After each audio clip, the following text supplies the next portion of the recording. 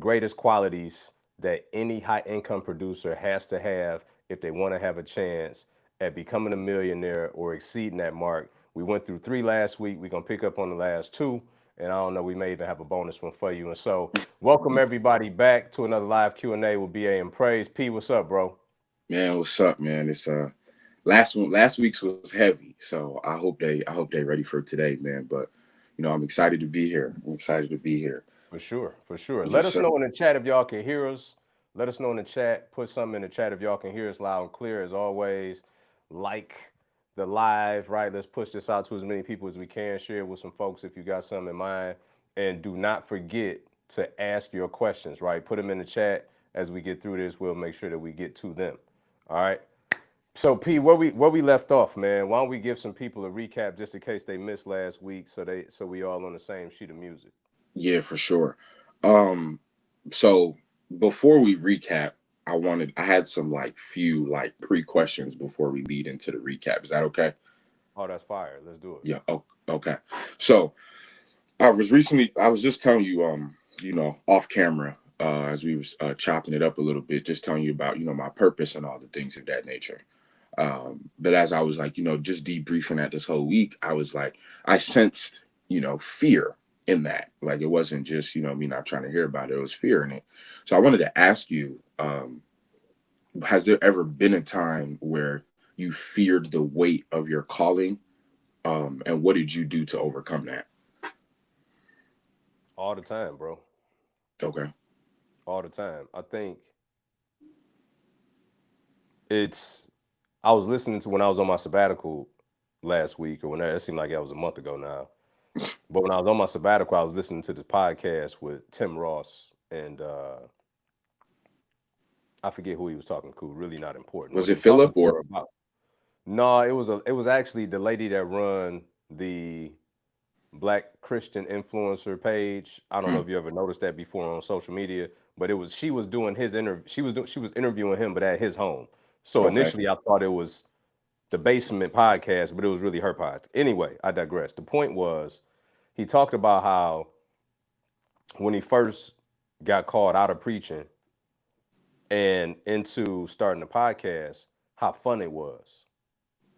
He was like, it was the thing that he looked forward to doing most every single week. It was just so fun until they had to put business infrastructure in place, till they had to start 1099 and people, till they put some people on payroll, Right. until. And then it went from being this fun hobby, even i.e. a job, to now his assignment. Mm, So now whether it's fun or not, he still got to show up and do it because it's the weight of his assignment. And I find that to be true. You know, when before I fully transitioned into business coaching and consulting, I was doing it on the side, right? And David was as well. So I think that's part of the reason why we've had so much success in a short period of time coming together is because we were both doing it on the side already, yeah. right? But when I finally shut down my real estate mastermind and I fully stepped into this business coaching arena, then I felt the weight of it differently than I didn't feel when I was serving people like that before. It was just fun. Right. So I believe that for every season that God is calling us to more, and by more I mean the more usage of our gifts, the more alignment with our assignment, the more pursuit of our purpose, then those things that excite us also can scare us a little bit once we realize the weight of it all. Right. And so I think, at least it appears and it sounds to me like you may be experiencing a little bit of that, to where the reality of this ain't something, this is something that I get to do, but that I also got to do. Right. Right. I think it's that, right? It's Yes. I get to do this, but then I also got to do this. Yes. 100%. Some things we get to do and we could just stop doing, but some things we get to do and we got to do. Right. Right. And One then hundred percent. it goes back to, you know, his yoke is easy and his burden is light. So if I'm starting to feel too burdened by it, then that means that I'm carrying too much of it. I'm trying Mm. to I'm trying to I'm trying to have too much control over it. I'm trying to see too far in the future. I'm trying to manipulate the outcome of it. I'm trying to do too much other than what's in front of me. What's my next Right. step? That's good. I remember one time I was in Houston. I was getting this award, as a matter of fact, the one to my left, and they had me speak on a couple different panels, and I had a speaking engagement while I was there. And on one of the panels, I wasn't supposed to have been on it, but just as they heard me speak throughout the weekend, they were like, "Hey, we want you on this panel." And one of the questions was, "What's your big vision that scares you?" Right? What's your big vision that scares you? And everybody was like, "Oh, it's you know, serving 1 million people, putting in schools and facilities in Africa, helping 100,000 women go out and do X, Y, Z in life." And it just so happened I was last, which I was grateful for the fact that I was because of what my answer ended up being. My answer to them was that the only thing that scares me is who I'm gonna need to become to do what God really has called me to do. Oh, B, you can't get off that easy, man. You can't. I said, I don't think y'all heard what I said. I said, you got to understand something. I grew up on the west side of Detroit in an 800 square foot bungalow. Dad was a firefighter. Mom was a cashier at a grocery store for 25 years. Somehow, I left corporate America, became a millionaire at 35, bought and sold more houses than I could count, bought and owned over 100 apartments, taught people all over the world in real estate and business. I should have been scared of that already. So what I'm saying is, if there's nothing for me to accomplish that scares me. It's who I need to be to accomplish those things is what scares me. That's good. That's the only thing that scares me about vision. I, I couldn't have never imagined the life I live right now for myself, based on my context and where I come from. So if you really understand the parable of the talents and God blesses us according to our ability, then that means that there's a direct correlation between you having more and you becoming more. If he blesses each of us according to our ability, that means that I have to become more in order to have more, if it's from him. Now I can go out and sow seeds that are not in alignment with him and still reap a harvest. Right. Ask me how I had miserable millions. I know what that looked like. But when it's with him, he's going to call you to more so that he can give you the more and know that you got the capacity to steward over it. Watch this. But he's also the type of father that ain't gonna buy you clothes that fit for the day. Why do we buy newborns 6 to 12 months, 8 to 12 month clothes? Because we want to buy them clothes that they can grow into. That's really good.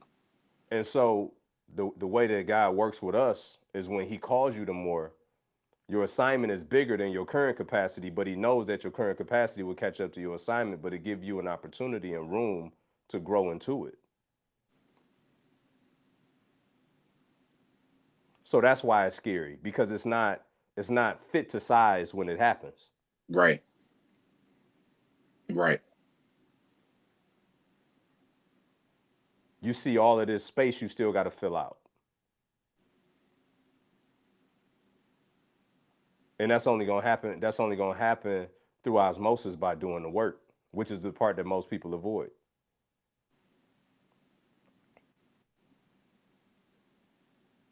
That's good, B. That's real good. We So have the praise of today is looking at the praise of tomorrow, and he kind of yeah, like, man, I got it's a lot of distance between where I am and where I need to be. right. But the blessing is that you actually can see that there is a different praise for tomorrow. Mm, A lot of people don't even see that. That's why they live for today.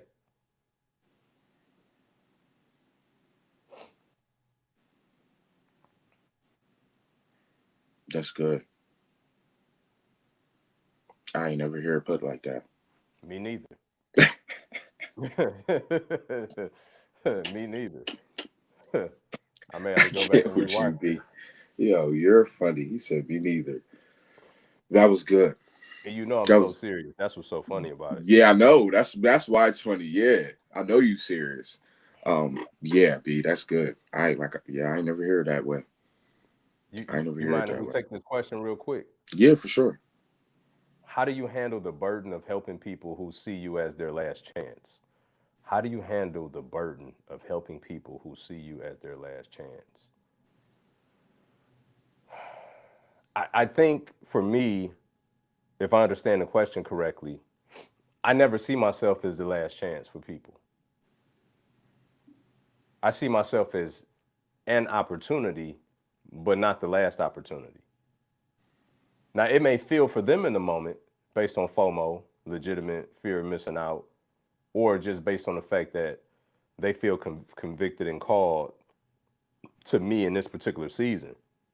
But I'm never in bondage or feeling burdened like I'm their last chance. Because I know I'm simply a vessel. I'm a prepared one, right? But it's arrogant of me to think that God can't use somebody else. Now, if they deem me as being that for them, then I don't carry the burden. They have to carry the weight of that responsibility because I'm gonna be here anyway, right? I'm here. The train is here. If you don't get on it, then that's on you. That's not a me problem because you trying to get to where I'm going. I'm not trying to get to where you going. But I don't have the money. I know. Sounds like you need to go get it.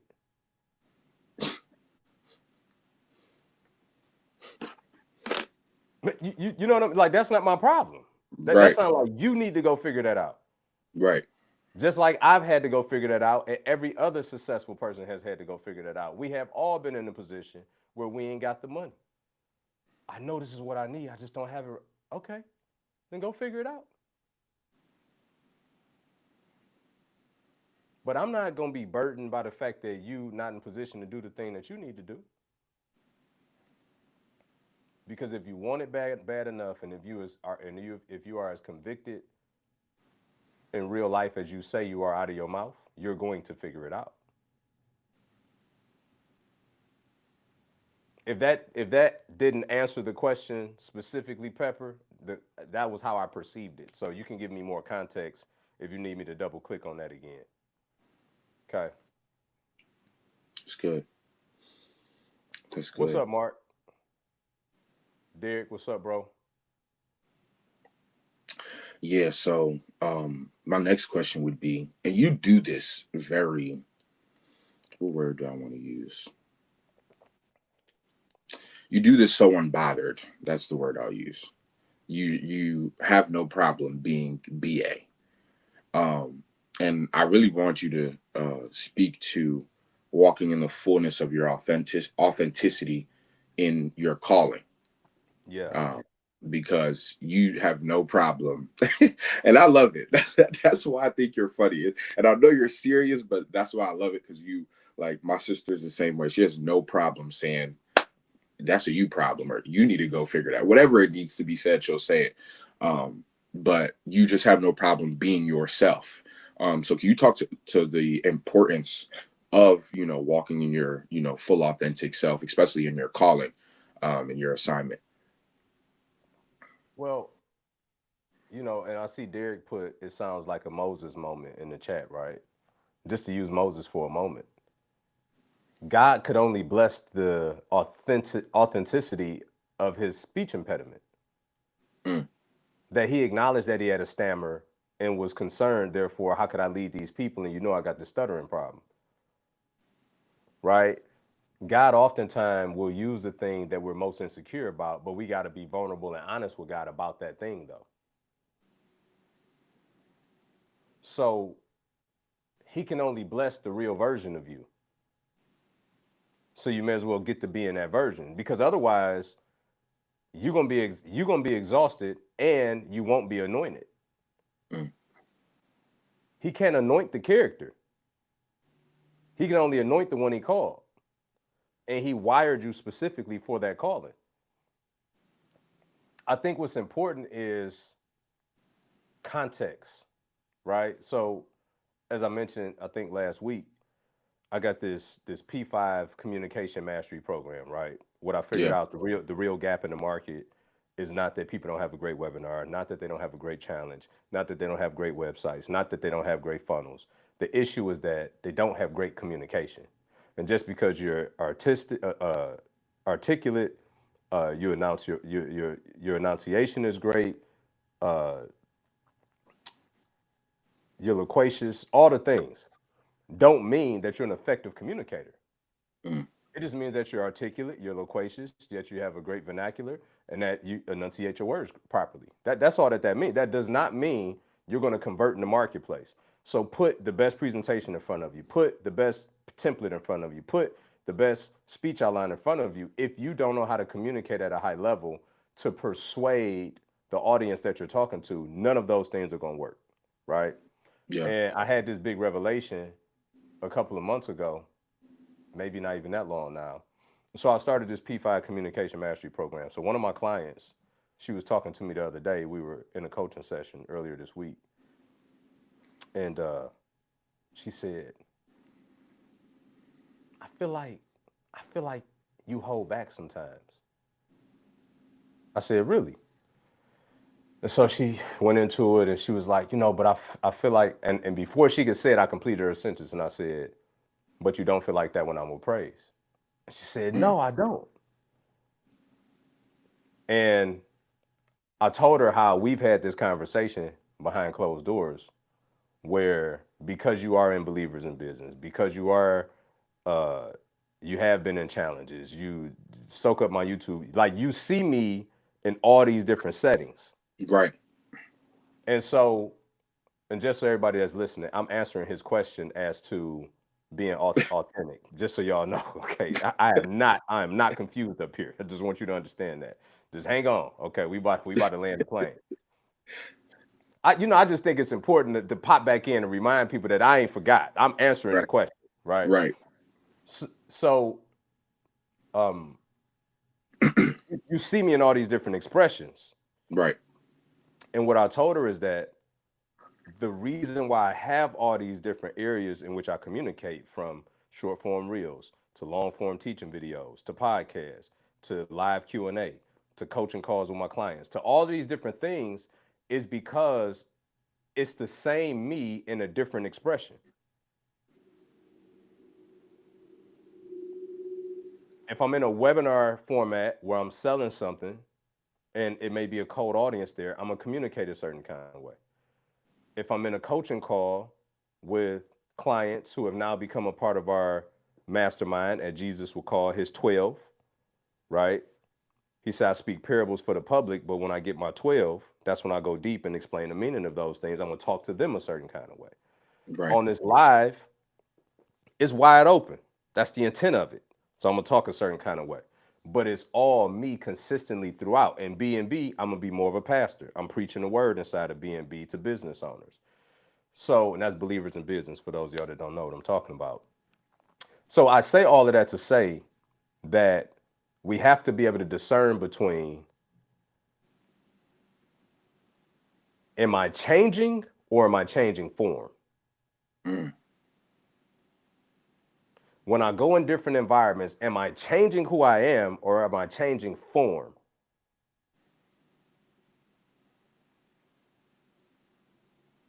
When you go to work, you wear certain clothes. When you get home, you wear different ones. When you go to church, well, it used to be. When you go to church, you wear clothes. When you come home, you change them. When you go to the club, you wear different clothes. When you come home, you change, right? So Right. you're changing form, but you aren't changing who you are.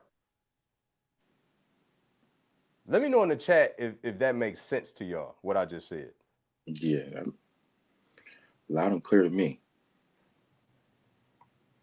So Loud and clear. the essence of this live Q&A, the essence of this unscripted dialogue from week to week is because I know how packaged and dialed in my conversation is in these various settings that I want people to see me in an open format Mm.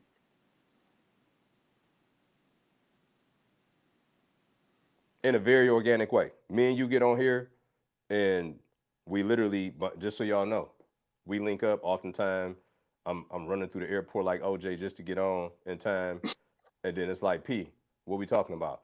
I think I'm gonna ask you about the 5 most important things you gotta have as an entrepreneur to win. Okay, cool. You ready to pray? And we That's pray and then good. we hit go. Like that's literally Oh, what happened every week.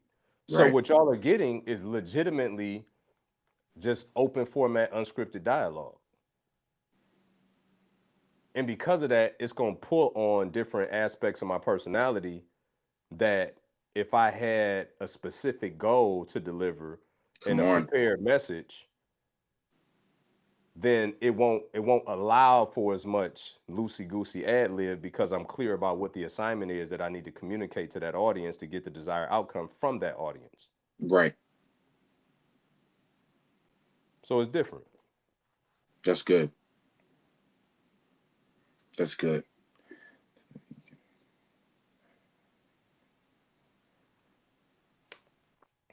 Yeah, that's good, B. See, you did it again. This is what I'm talking about. I don't, but to even speak to uh this unscripted dialogue, and literally to God be the glory for this. This speaks volumes to um you actually doing what you say. Meaning, when you're like, all I do is literally feed myself 24/7. Like, you're like, I'm either, watching a podcast, watching a sermon, listening to the word, whatever the case may be. I know this for a fact. If you weren't doing that, we wouldn't be here this long Mm. at all. I know that for a fact. So the fact that we can keep coming back and unscripted and unscripted and unscripted, it just goes to show how much you're really feeding yourself. Because if you weren't feeding yourself, you wouldn't be able to just dig into the well as deep as you do and just pull all these different. It's been different. When did we start going live together? Probably like March or April, I guess. And it's December, and you still haven't ran out through God's grace. Like, so that just goes volumes to what you said for one of the most 5 qualities. um One of them was keeping your word, and you do that to yourself. So it's just like, I just wanted to add a little bit to that, just because, bro, it's as if, and like you said, I know you say this quote, a prepared man is better than a prepared message. We always come prepared. So like, we literally just pray and just go. Like, that's, if that's not relying on God, I don't know what it is. Like, we don't even, like, we get a bare minimum overview, and however he leads it. But that just goes to speak volumes to how much you're truly feeding yourself. Because you don't have to, like, you really don't. But yeah, so No, this is one of the, I appreciate you acknowledging that, bro, and yeah, not for self-serving reasons, so that others can get just how important it is. I think when right, I say it, it sounds flippant sometimes, right, but it's critical. If you really believe that you've been called to serve people, how can you not always be preparing yourself to do that? Because you don't know mm, when that moment comes that you need to do it, right, right? I can get off of here and a pastor that I'm coaching may reach out to me and need immediate counsel. Like, to your point, I got to stay ready so I don't have to get ready. But this is why this is so important. John 14:26 says, "But the advocate, the Holy Spirit, from whom the Father will send in my name, will teach you all the things and will remind you of everything I have said to you." Well, how can he remind you of something you never put in you to know to begin with?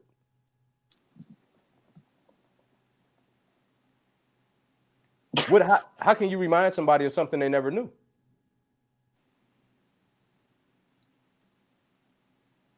I mean, is that not what it said? It said, but the advocate, the Holy Spirit, Wow. whom the Father will send in my name, will teach you all things and will remind you of everything I have said to you. Wow. So what's implied in the text is the Holy Spirit, God within us, his job is to recall the things in us, recall the things out of us that we put in us. So he can only remind me of something if I once consumed it. Which is why it's important when we say, oh, I'll be reading my Bible, but I don't really feel like I retain none of it. Just keep reading it. Because it's not your job to. He sent an advocate that's going to pull out of you those things and remind you of those things that he told you to do, but you got to read it. That's Our so job good. is the input, his job is the outcome. I try to read my Bible, but I don't really. Look, by the way, I was there. I'm telling you, in 2020, I couldn't remember any verses. Like none. John 3:16, I couldn't remember none of them. You know what I'm saying? Yeah. And eventually, just from staying consistent, he started to recall them at the most critical times, like praying with people while they suicidal. What am I doing this? I don't even remember no scriptures. And then one come out my mouth in the midst of praying with somebody that's suicidal. And I'm like, oh. So all I got to do is just keep reading, keep feeding myself, keep meditating on it day and night. And when the time is necessary for me to use it, he'll pull it out of me. And now that's happened so many times to where, yeah, I remember some of them, I remember a lot of them now, comparatively speaking to where I was. But it's also those that I don't even remember that I remember until it's time to remember it.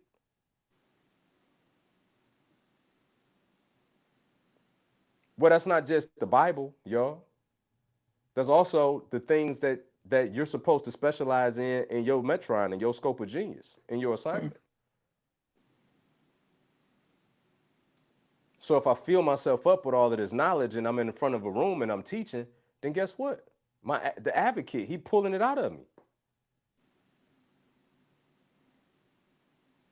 See, the part that we fail to realize in this coaching and consulting space is that it ain't just what you're assigned and called to do. It ain't that he gave you a gift of communication. It ain't that he gave you a teaching gift. It ain't that you just so gifted. It's also that he's assigned specific people to get something from you as a result of this. So what you don't know is when you show up unprepared and you got to think about every single word so that you don't trip over your shoelaces while you up there speaking, then it's disallowing you to be fully present so that you can decrease so that God can increase. This is why you'll hear a pastor say, man, I prepared this whole message for 2 weeks. 5 minutes before I came out here, God was like, no point you talk about this. Why did he do that?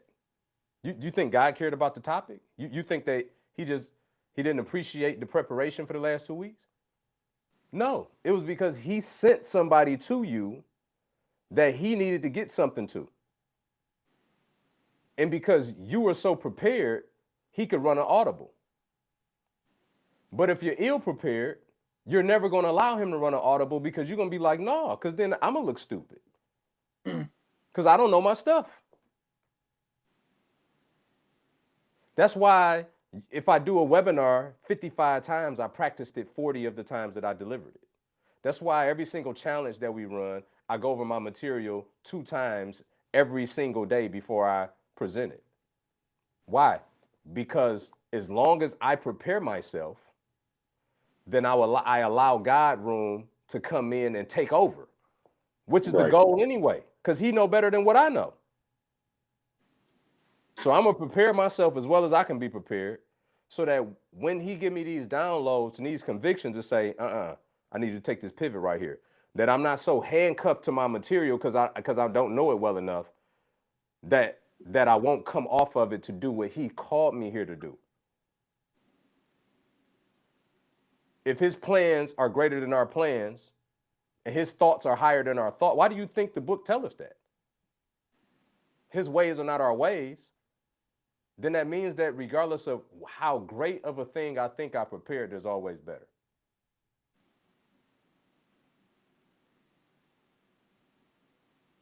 If his thoughts are higher than our thoughts and his ways are not our ways and his plans are better than our plans, then that means that no matter how great I think I came up with something, that there's always better.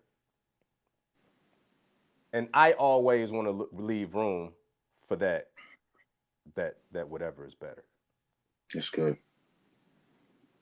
That's great. Because guess what? It ain't about me. It's about what he's able to accomplish through me. The only thing that's about me is how well did I prepare. It's the only thing that's about me. How well did I prepare?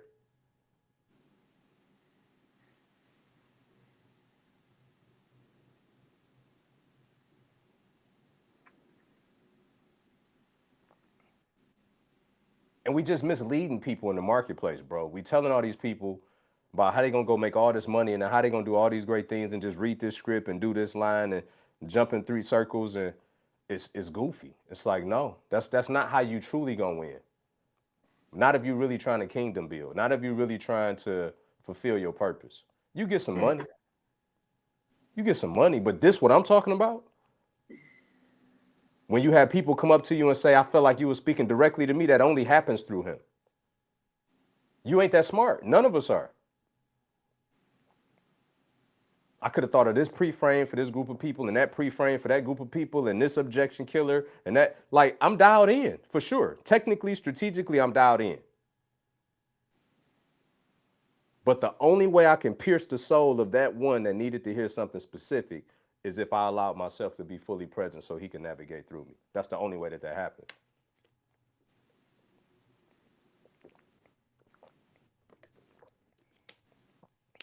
So the best thing you can do is prepare and get out of his way.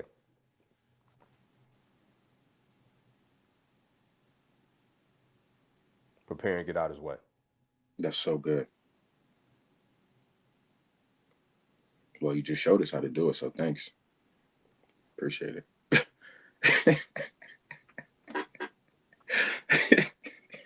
You silly, man. How you gonna tell us to prepare and get out of his way? You just did it. So Derek says, do you pray over your material prior to delivering it? I wouldn't say I pray over my material, right? I'm kind of unconventional in that way, right? In terms of my prayer life and how I navigate with God. It's a rhythm to it, but not a lot of structure to it. That's good.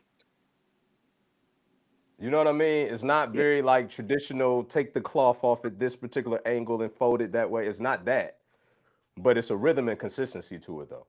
That's good. And so while I don't necessarily pray over my material, what I do is I'm just always inviting him in to my creative space before I shoot content when I'm thinking correctly. I ask him to come in. Right? Because even on your even the content you post every day, anytime you're gonna be communicating and interacting with other human beings, you gotta know that he wants to be involved. But we don't think of it like that. We kind of like it's just shooting a video. It's like, yeah, that's gonna do something to the person that hears it. Because life and death is in the power of the what? The tongue.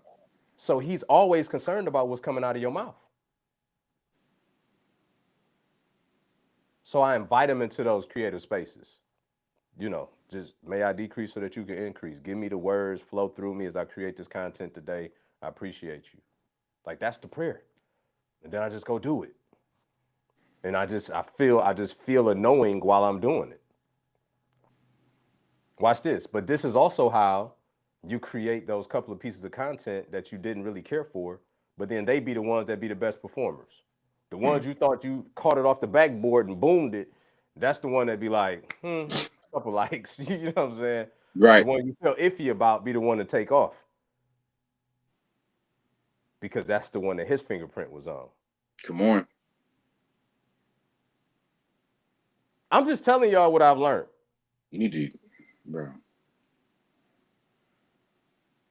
Just through my trials and tribulations. But I don't think, Derek, if you are more traditional, right? I wasn't poo-pooing on that for nobody. If it feels more natural to you to prepare your material and then pray over the material, I don't. There's nothing wrong with that. I mean, I think it's just acknowledging Him in all our ways, right? And to add to that, you know, I'm very traditional. Your boy, your boy grew up traditional. He think traditional. Everything's traditional. I realized in this year though, the everything that I told God about didn't happen traditionally.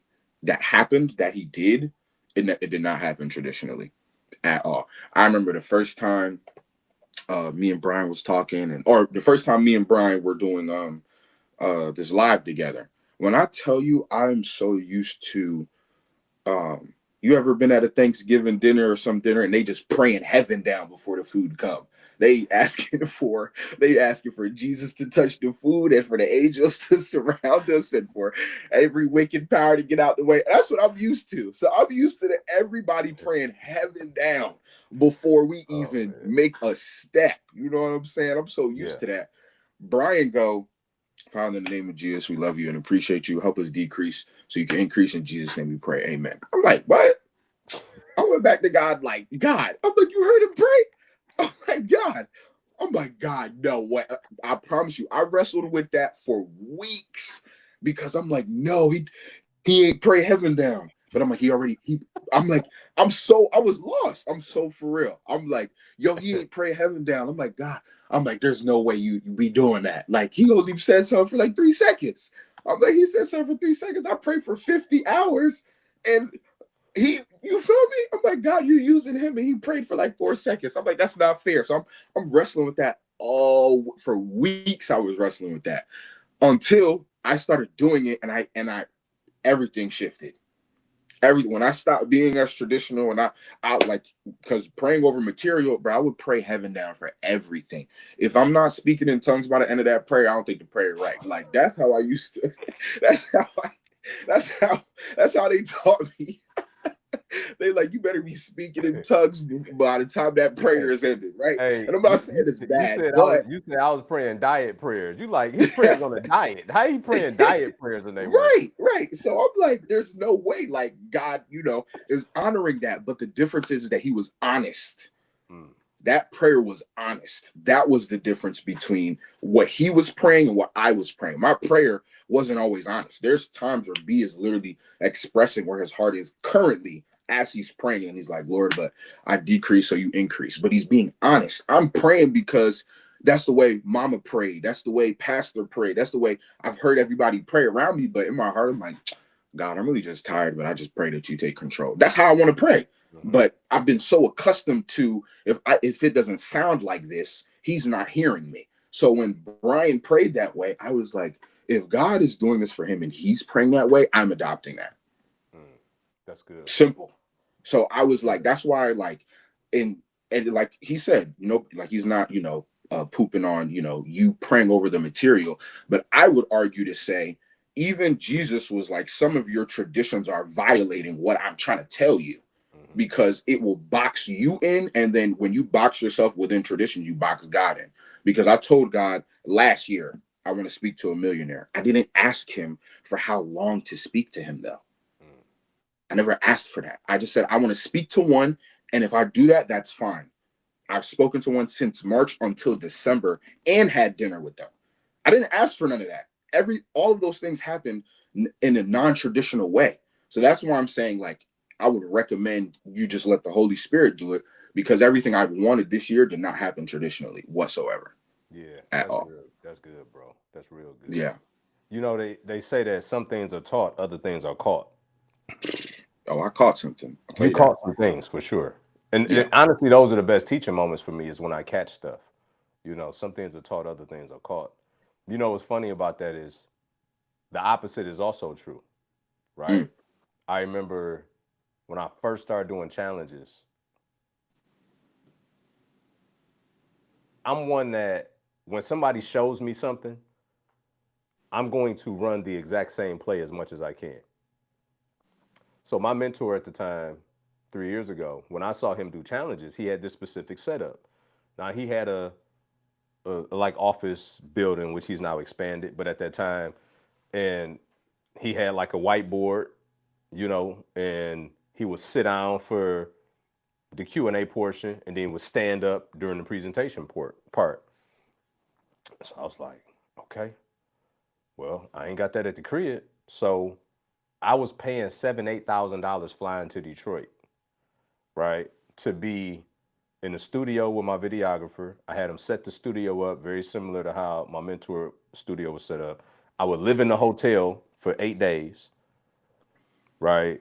And basically every time I did a challenge for like my first 3 or 4 challenges, I would fly up there and do this bit. I'm out of 8 grand up front. Don't even know what I'm gonna recoup on the back end. But for me, the risk is worth the reward because if I don't do it this way, I'm too uncertain about what the results could be because I'm still trying to find my footing in this new environment of what I'm doing. right. Right. And I remember it got to a point where I started to find a rhythm. Right. I'm finding a rhythm. This is probably like my third challenge. I'm starting to feel myself a little bit. Right.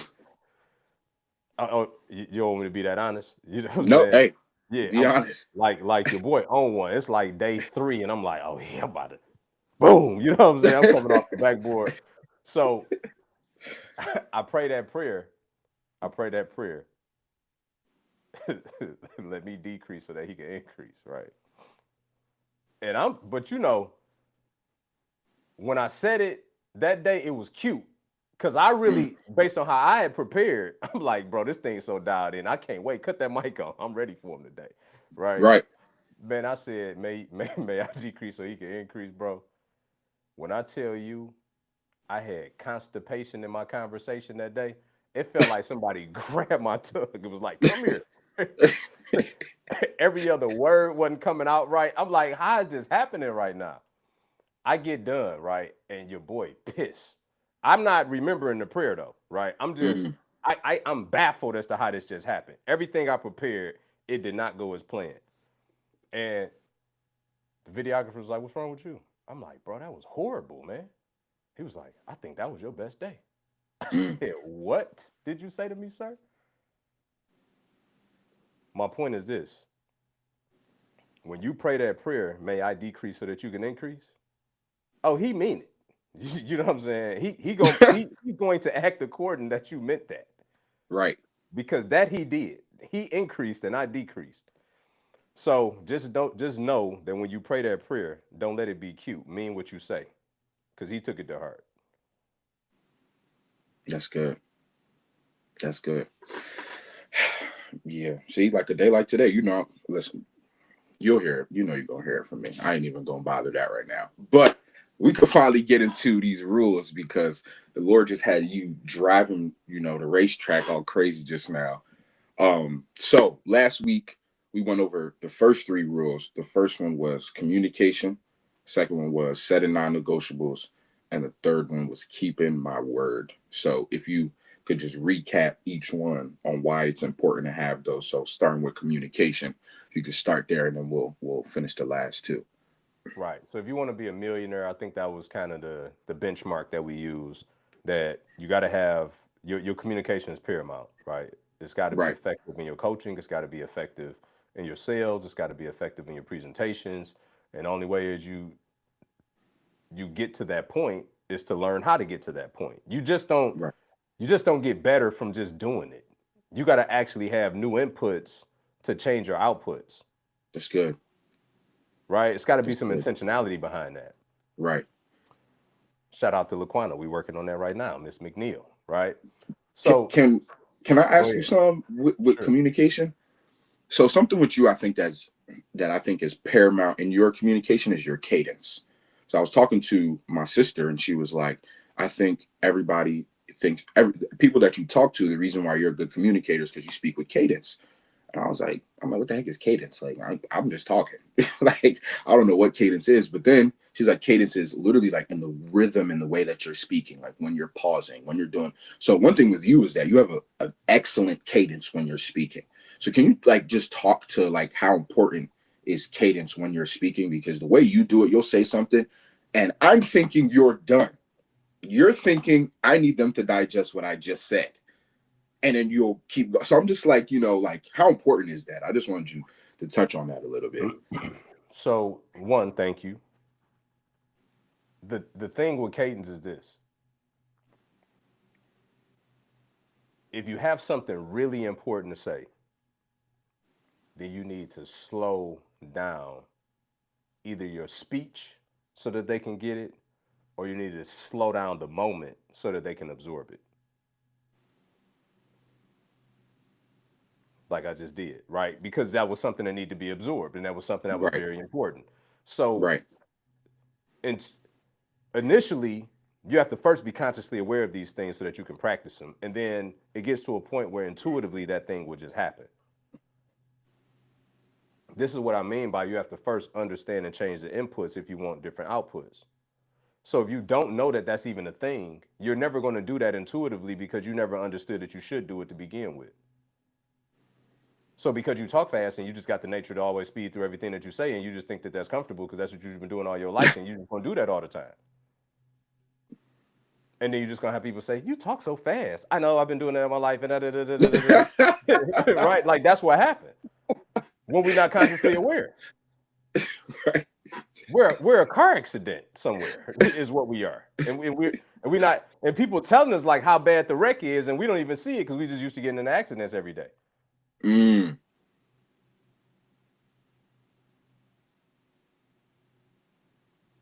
So this is what happens. that's good. Or I just yeah, I woke up this morning and had my cup of coffee and went out and read the paper and let the dogs out and oh, you're so deep and introspective. No, you're boring everybody.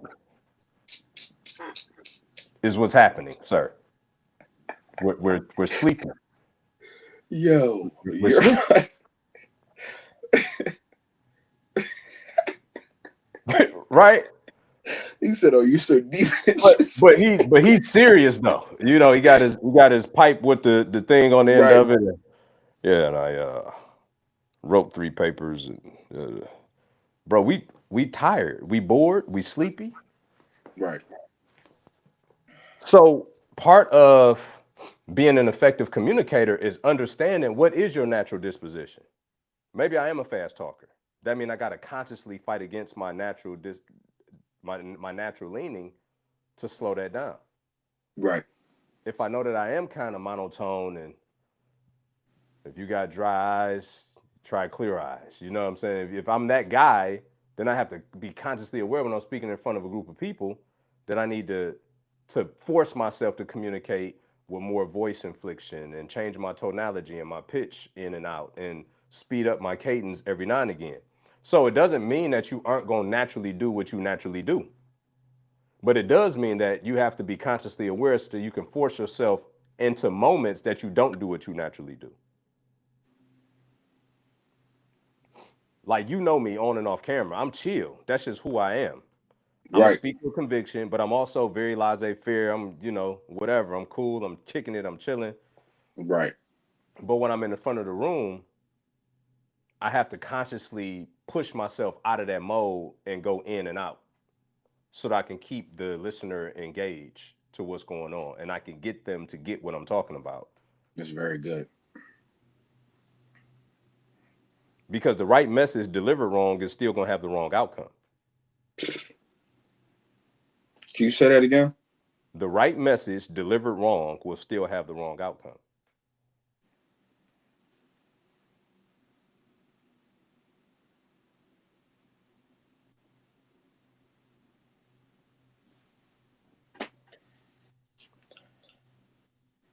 You won. You got it.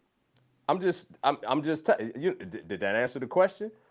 Like that's the piece that most people miss. They do what's most natural all the time Mm. instead of understanding that it's a skill. I'm sure that the way that Jordan shot the ball initially was most natural to him. I'm sure the thing that made him the greatest of all time was learning some new inputs about how he shot the ball, though.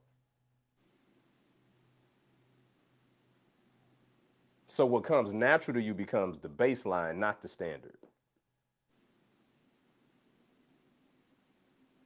That's good. Now that I understand my baseline, how do I build from there? That's good. Right? It's why we teach the four personality types: shark, whale, dolphin, urchin. It's easy for me to just stay in shark whale mode, which I live there 70% of the time. But then I know that there's some analytical people, there's some urchins that's gonna be listening. So I'm gonna hit them with some measurable facts. And then I know it's some dolphins that's gonna be watching. So I'm gonna have to hit them with some comedic relief here and there and crack a joke and be funny here and there. And use some hyperbole to keep their attention, reset their synapses while they listening. By the way, sharks need little detail. Dolphins are jovial, want to be buddies. Sea urchins are analytical people, and whales are very empathetic.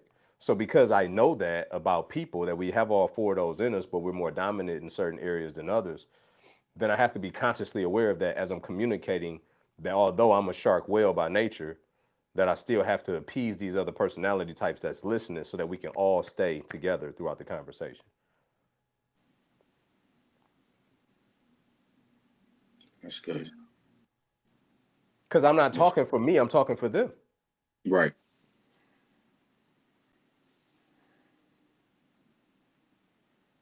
So communication is paramount. It's the number one skill. None of this other stuff works as effectively as it should or could if you have not mastered that skill. That's why I'm doubling down on that in this season. Thank you, Laquana, for pulling my coattail, so to speak, and forcing me to do it. Because now it's so clear to me, bro. Like Mm. it's where people go wrong, and they think just because they're intelligent and that they again speak articulate and all the other things that makes them effective communicator, and it does not. Not if you want to move the room and create conversations that lead to cash flow. Mm. You get all your words right, but you ain't gonna have no money at the end of it.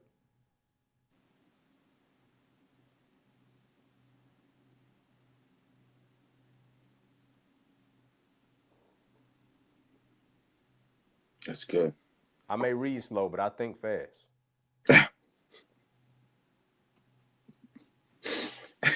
I could tell because I'm asking you questions. You just so I'm not surprised.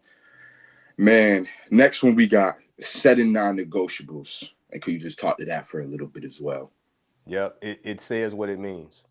It is a non-negotiable. It is a boundary that I've placed in every aspect of my life, that I disallow myself to let others penetrate that boundary and for me to neglect it. If I got to get these five things done today by hook or crook, I don't care what all the other noise is telling me, what all the other distractions are telling me, these five things got to get done. It's up to me when I want to call myself done for the day. It's up to me when I want to go to bed. If it ain't done, then it wasn't a non-negotiable. It's good.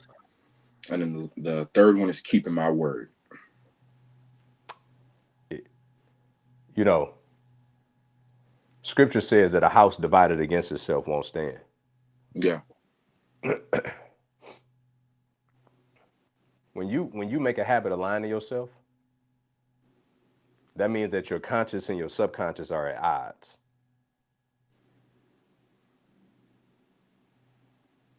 You said you were going to do this and didn't do this consciously. Your subconscious is building up a record of how many times that you've said something that you didn't do. So what happens is you can't stop eating pizza for 3 nights, but you said that you were on a diet. Nobody tapped you on the shoulder to remind you of it, but your subconscious is keeping record of it. Then you say, I'm about to go build $1 million business over the next 12 months. And your subconscious like, Negro, you couldn't stop eating pizza for 3 days. Go sit down. I don't believe you. This is why we feel incongruent when we set a goal for ourselves and we got all of this restriction and friction when we're trying to take the action. It's because your subconscious and your conscious are not in alignment. Because consciously you don't keep your words so much, and your subconscious is keeping record of that. A house divided against itself won't stand. We have to say what we mean and do what we said, so that you constantly fostering this good soil and this good record with your subconscious, to where then when you say I'm gonna go do something else, it'd be like, okay, yeah, let's go do that.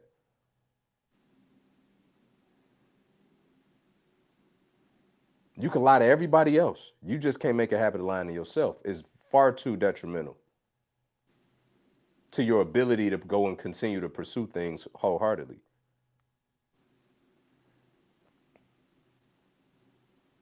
It's good. And now, B, it's back on you again. What's rule number 4? So communication number 1, setting non-negotiables number 2, keeping my word is number 3. What would you say is number 4 right now? Execution. I had a feeling you was gonna say that. Execution. Everybody got an idea. Very few execute on them. Everybody got an idea. Very few execute on them. You want to piss a millionaire or a billionaire off? Give them another idea. They want to see the execution of it. That's why they have this thing in business called proof of concept. Show me your proof of concept. You go out in LA, you want to create a film, director like, executive producer like, show me your proof of concept. Show me what you've already done in a smaller setting that will allow me to see the vision as to why I should go and raise capital as an executive producer or participate in your filmmaking. Not just because you got a great idea for a movie. I got 1,000 scripts. I only had time to read them. So many poor trees that are going to go to waste as a result of this paper that I'm about to burn. I'm not even going to get to them because everybody got ideas. I need proof of concept. If you can just get up every day and execute more than the next person, bro, execution cures a lot of ills. Wherever you may be deficient, whether it be financially, intellectually, people may be smarter than you, people may have more money than you, but if you get up and execute at a higher level than them, in a more consistent basis than them, you're going to win in the long run. I think that's why the Bible is so explicit in faith without works is dead. Too many believers just sitting around praying and praying and praying, they ain't moving their feet.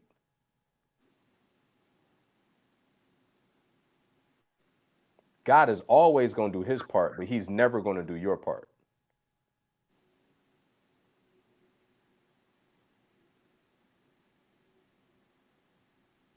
He's always going to do his part, and he's never going to do your part.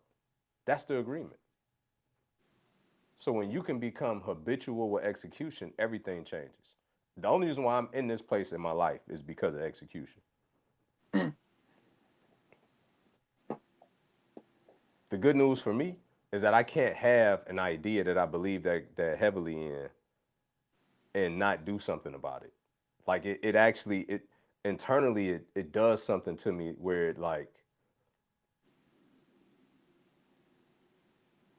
it agitates me to a point where I'm unsettled. I don't have peace unless I do something about it. So I have to move from idea to execution.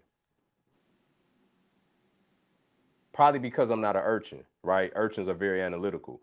I can't hyper obsess over the same thing over and over again. If it's something that important to where it's constantly on top of mind, I got to do something about it. Even to find out I shouldn't be doing it, I still have to do something to find out that I should or shouldn't be doing it. Mm.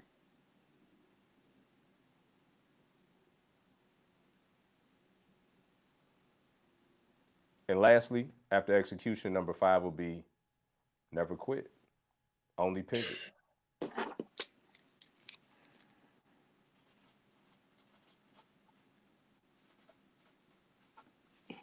Never quit, only pivot.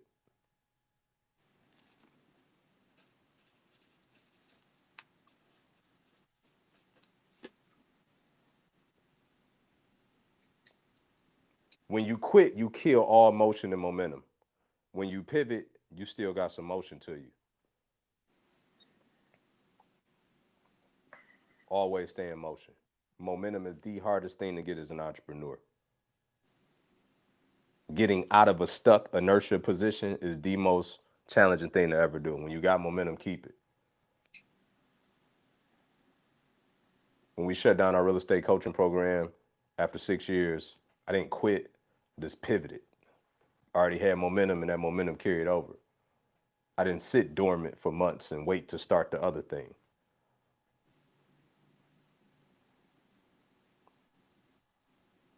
The best time to look for a plan B is while you got your plan A. If you want to stop working on what you're working on, start working on something you do want to work on and then pivot.